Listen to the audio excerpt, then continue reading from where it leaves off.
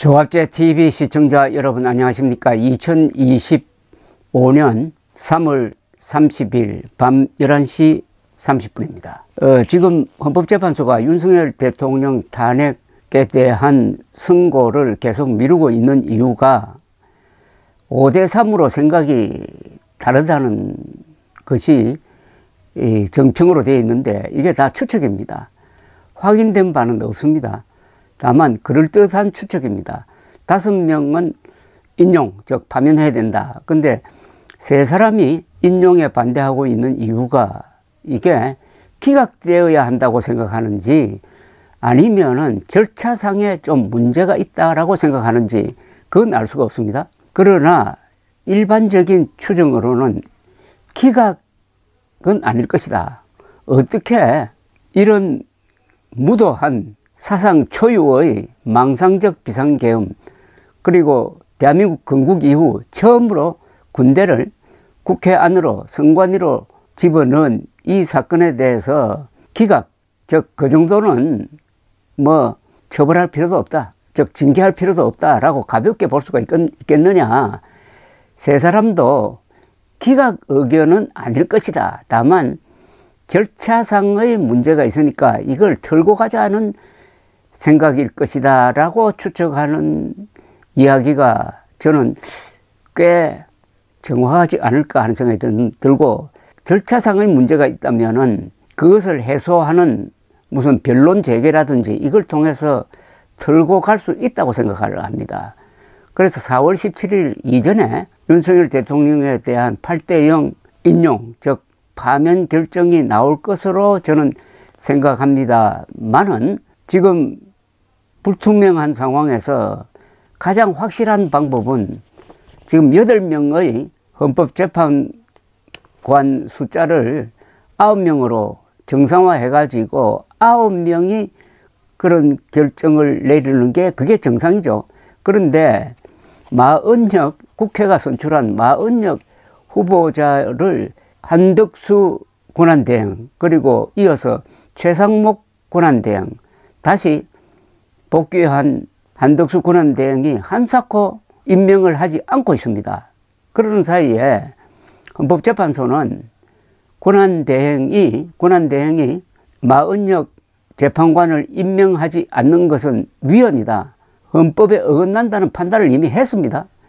그러니까 지금 위헌 상태가 계속되고 있는 겁니다. 그런데 헌법재판소가 결정을 할 때 즉시 임명하라는 말은 하지 않아 놓으니까 계속 뭐 상당 기간 뒤에 임명할 수 있지 않느냐는 식으로 버티고 있는데 이건 사실은 말이 안 되는 거죠. 지금 국가의 운명을 결정하는 이런 중요한 재판에서 9명 정원으로 하는 게 원칙인데 아무런 이유 없이가 아니라 헌법을 무시하면서까지 한 사람을 임명하지 않아 가지고 8명이 지금 이렇게 5대3으로 갈려 가지고 빠른 결정을 내리지 못하게 되어 있다면은 이거는 한덕수, 최상목 2사람이 고의로 윤석열에 대한 인용 결정을 막기 위해서 헌법을 무시하면서까지 마은혁 재판관을 임명하지 않고 있다라고 밖에 사실은 볼 수 없는 겁니다.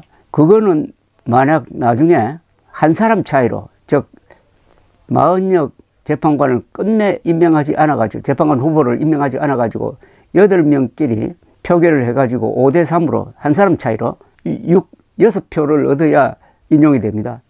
한 사람 차이로 윤석열 대통령이 5대3으로 5는 인용, 3은 반대, 기각, 이래가지고 기각이 되면은 나라가 뒤집어지지 않을까요?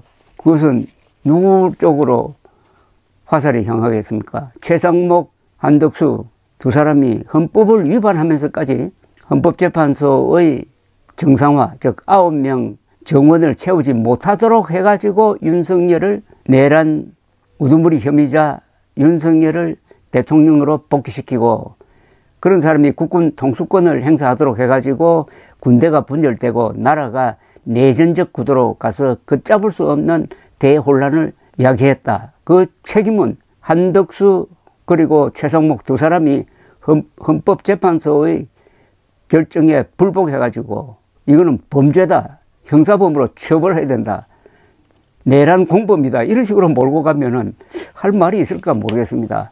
이거는 여야를 떠나서 좌우를 떠나서 언론도 여기에 대해서 명쾌한 입장을 밝혀야 됩니다. 즉 최상목 권한대행은 이미 지나갔고 한덕수 권한대행이 즉시 내일이라도 즉시 마은혁 후보자를 헌법재판관으로 임명을 해서 헌법재판소를 정상화시켜야 됩니다. 아니 야구는 9명 정원으로 하는 게 맞지 않습니까? 그런데 심판이 8명으로 해도 된다면서 게임을 하면은 그 관중이 가만히 있겠습니까?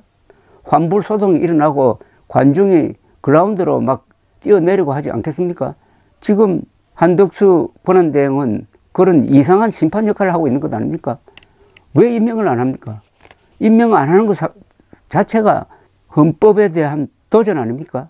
이게 평상시에 이루어지는 게 아니고 그 한 사람 때문에 국가의 운명이 달라질 수도 있는 상황입니다. 박찬대 더불어민주당 대표는 오늘 한덕수 대통령 권한대행 국무총리를 향해 가지고 윤석열 복귀 프로젝트를 멈추고 마은혁 헌법재판관 후보자를 4월 1일까지 임명하라고 촉구를 했습니다.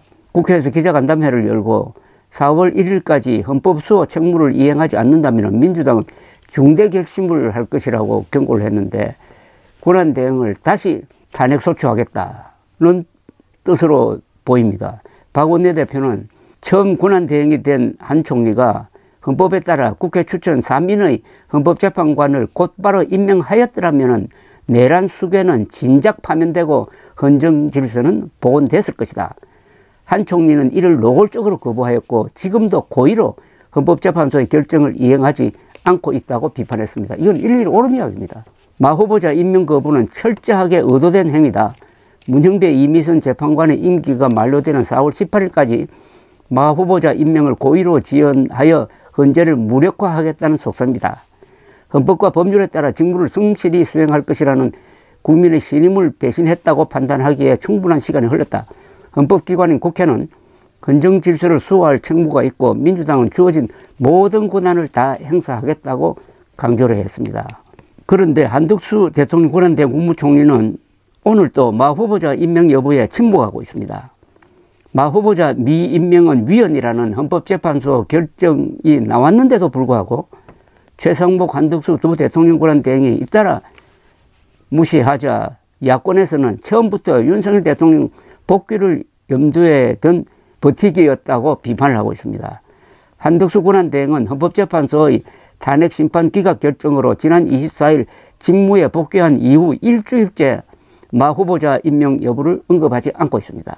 국회가 선출한 마 후보자 임명은 추가적인 검토 등 행정적, 정무적 시간이 필요하지 않는 사안인데 오늘이라도 내일이라도 언제라도 할 수 있습니다. 무슨 절차가 더 중간에 끼어드는 게 아닙니다. 그런데도 아직도 하지 않고 있다. 그러면 윤석열 대통령에 대한 기각을 유도하기 위해서 고의로 헌법을 위반하고 있는 것이라는 이야기가 되는 거죠. 만약 헌재가 한 표 차이로 윤석열 기각을 결정한다면 한덕수 최상목 씨는 헌법재판소의 결정을 무시해가지고 마은혁 후보를 헌법재판관으로 임명하지 않음으로써 파면되어야 할 윤석열을 복귀시켜 나라를 내전적 상황으로 몰고 갔다는 비판에 직면할지 모릅니다. 대통령 권한대행의 위헌적 부작위가 헌정질서 붕괴의 문을 열었다는 오명을 역사에 남기지 않으려면 내일이라도 마은혁 후보를 헌법재판관으로 임명해가지고 헌법재판소를 구명체제로 정상화시킬 의무가 있습니다. 너무나 간단합니다. 이것은 양비론으로 접근할 게 아닙니다. 양시론으로 접근할 것도 아닙니다. 딱 하나밖에 없습니다. 한덕수 권한대행은 마은혁 씨를 헌법재판관으로 임명할 의무가 있습니다. 그리고 당장 임명해야 됩니다. 이미 임명해야 된다는 헌법재판소 선고가 나온 지가 한 달이 지났습니다. 한 달 동안 미루는 사이에 헌법재판소의 탄핵 결정이 늦어지고 있습니다.